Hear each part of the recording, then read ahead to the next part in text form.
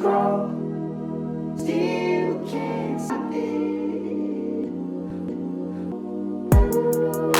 What is up? I am Crypto Mason, and welcome back to the Crypto Mason YouTube channel. Shout out to the Gold Squad. We look for gold in every single aspect of our lives, and we always find it. Now today, we have another daily market update. Today, we've got Bitcoin sitting at 30,000, still in this sideways movement at 30,000 here.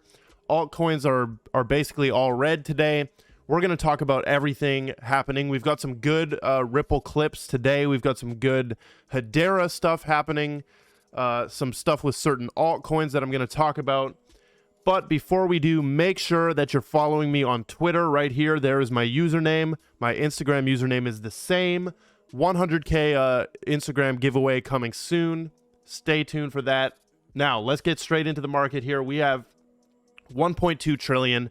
Every time I log on here and do these daily market updates, these past couple weeks, we've been at this 1.2 trillion dollar level. Today, in 24 hours, we have the volume sitting at 65 billion, right? You guys know I use the 100 billion mark as a indication if it's a good or bad day for volume. So 65 billion is not that good today. 1,758 on Ethereum right there. That basically has been said to be the bottom, right? 1,700 to 1,800 local bottom for ETH. We saw that yesterday with Arthur Hayes, the BitMEX guy, saying that he thinks that's the bottom for ETH. 38 cents on XRP right there.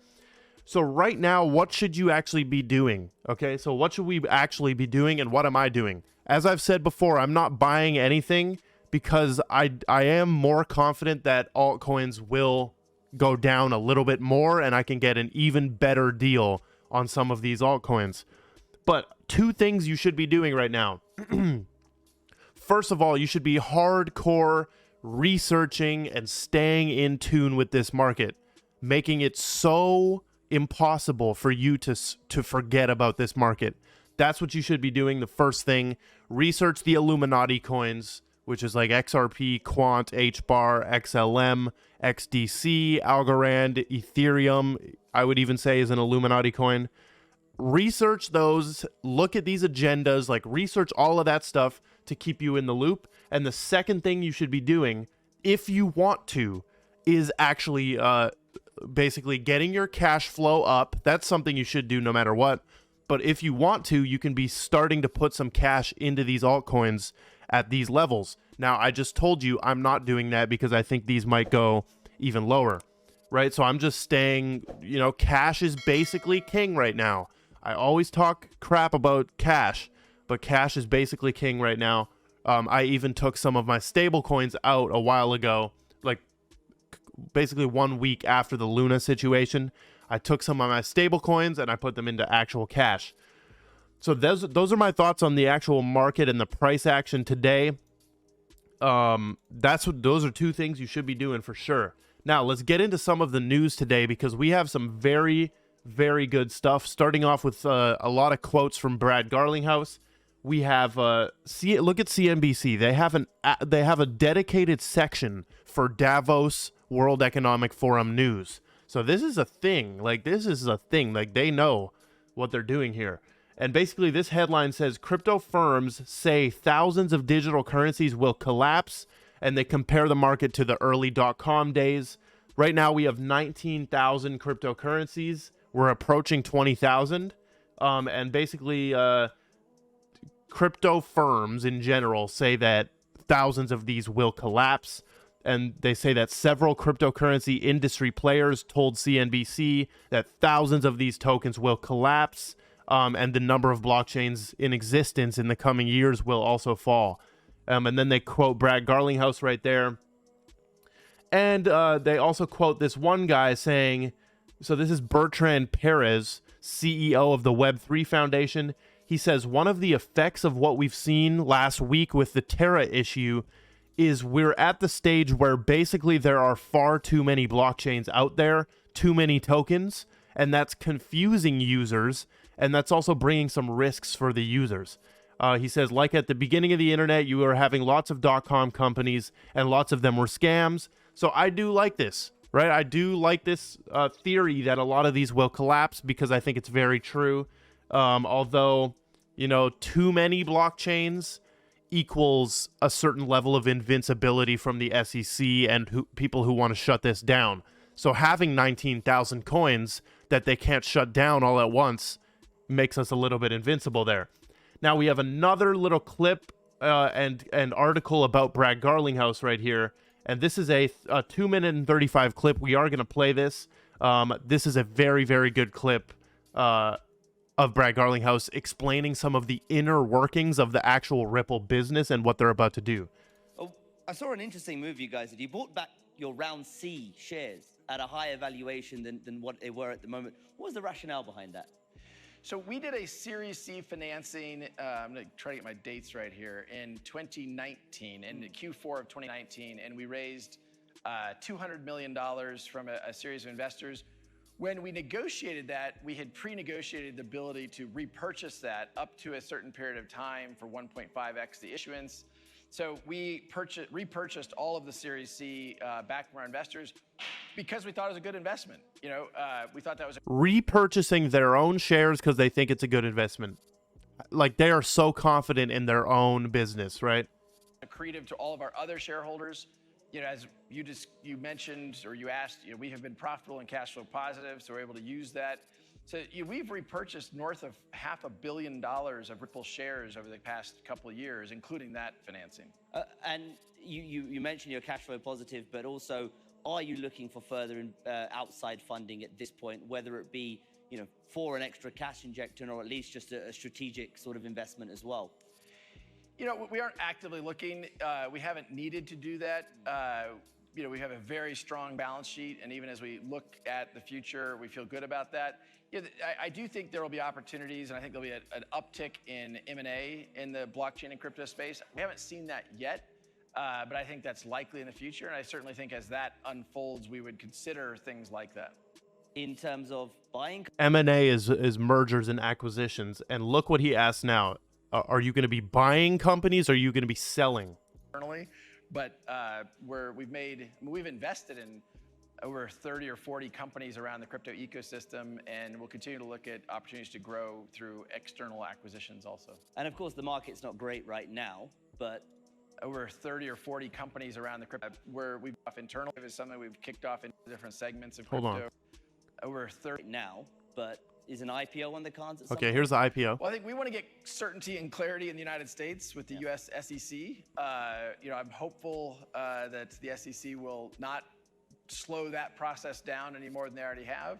But we certainly at a point in scale where that is a possibility, and we'll look at that once we're past this lawsuit with the SEC. So even more confirmation that we're going to get an IPO from them as soon as possible when the SEC case is over. Also, look at that. He thinks there's going to be an uptick in mergers and acquisitions in the crypto space. Now, two things I want to talk about with that is these two coins right here, Audius and Opulus. Okay, we've been into Opulus. I got wrecked in Opulus. I did take some of my initial investment out on this when it pumped, but this has basically wrecked me now, right? I'm at 17 cents on this. Horrible, right? But I still believe in music coins and music NFTs. And Audius and Opulus are both exactly that. They are music NFT and music coin projects, right? But the point here is, I feel like someone like Spotify and some of these Web 2 companies are going to start buying out and merging and acquiring some of these coins. Like I can envision Spotify kind of acquiring something like this so that they have this like decentralized arm of Spotify. So let me know what you guys think of that and what's going to happen with mergers and acquisitions. And are certain cryptocurrencies going to merge as well? Like that could be extremely interesting to see happen in this industry. We also have Hedera staking news right here. Basically, this is about native Hbar staking. So, this is an HIP Hedera improvement proposal, HIP 406. It is now final and has officially been closed. This is the most discussed HIP ever. It has consequently taken longer than expected. That is true, because the roadmap for this staking was Q1 of 2022. We would like to thank all the contributors, blah, blah, blah. This is the HIP right here. I did read through some of this. You guys can read the abstract, the motivation, the rationale, and the user stories, but then it does get a little bit complicated down here. I didn't read this part because this is some coding nerd stuff that I don't know, and I'll let the smart people do that. But this has now been agreed on. So native Hbar staking, basically all that means is like not through a third party. Right now, everybody is staking through basically Stater Labs, right? So Stater Labs, you can go click stake your Hbar right here. And boom, this is how much I have right now staked. That is obviously not all my Hbar, of course. But then it shows your Hbar X value, 44% APY so right now. But this will be native staking. So very cool right there. Now, we do also have a clip of Gary Gensler that I want to show right here. 30 seconds, basically explaining why Bitcoin is not the future of payments. Oops. A modern payment system, you need to be able to move about 100,000 payments a second. A modern securities clearing, the Depository Trust Corporation, the Securities and Exchange Commission says, you do about 30,000 transactions a second, but we need you to scale, and your computers and everything have to be resilient to 100,000 transactions a second. Bitcoin, you can do about 7 transactions a second. Look how he says that right after he says, we need you to be able to scale to hundreds of thousands of TPS. Bitcoin does 7 TPS. 7. Trash. Garbage, right? This is why we need things like the Ripple private ledger that's scalable up to hundreds of thousands of TPS. Moving on, we have New York just passed a bill cracking down on Bitcoin mining. This is an absolutely horrible bill, apparently. And basically they're trying to ban like fossil fuels if they're used for mining. It's a very peculiar bill here. But people are tweeting out like, we need to vote against this. Call your New York's senator here, right? They're leading to they link to this website, which is the Blockchain Association, which, I mean, there's no link to like vote against it or anything on here. I think it's just a resource that they left there. But we're making progress, basically killing off this bill because they're trying to ban the blockchain infrastructure in New York, which makes zero sense for, you know, the New York, because I've always viewed the New York mayor to be kind of in competition with the Miami mayor to make New York a hub for crypto. Like, but this doesn't do that, right? And they're trying to pass this bill. Actually, they did pass the bill. And if Hochul signs the bill, it would make New York the first state in the country to ban blockchain technology infrastructure. Excuse me. That is the dumbest thing you could ever do. Like, this should just say it would make New York the first state in the country to ban innovation. That's what that should say. That's so stupid that they're doing that. So definitely, if you're in New York, go and call them or do whatever, right? We have Nick Carter reacting to this as well. And then we also have a second bill, a bipartisan crypto regulation bill. This is 2 U.S. senators. This is Wyoming Republican Senator and big-time Bitcoin holder, Cynthia Lummis. I am a fan of Cynthia Lummis and her thoughts on crypto specifically. I don't know any of her other thoughts, but she likes crypto, so I like her a little bit, at least. And then she's joined by New York Democratic Senator Kristen Gillibrand. Satoshi stash size unknown. So we don't know if she's a holder. But their bill focuses on several aspects of cryptocurrency regulation. And look at this. In particular, the bill would amend the 1934 Securities Exchange Act. The reason I pronounced 1934 like that is because 1934, dude. How are you trying to apply something from 1934 to a brand new technology, right? So we need a change there.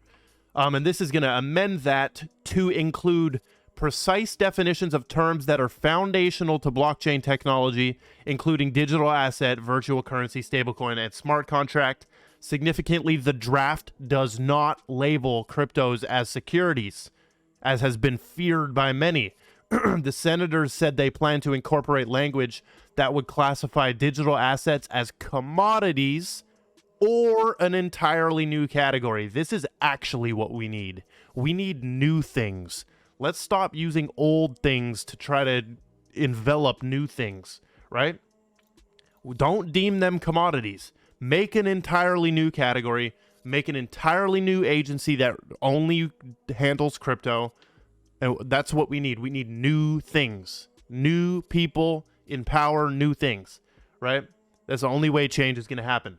So that is all we've got for today's daily market update. Obviously, the price action in the market is fairly boring right now, and that is why we're focusing in so much on news and different things that are happening. Make sure you're following on Twitter, Instagram, join the Telegram group. I love every single one of you, and goodbye.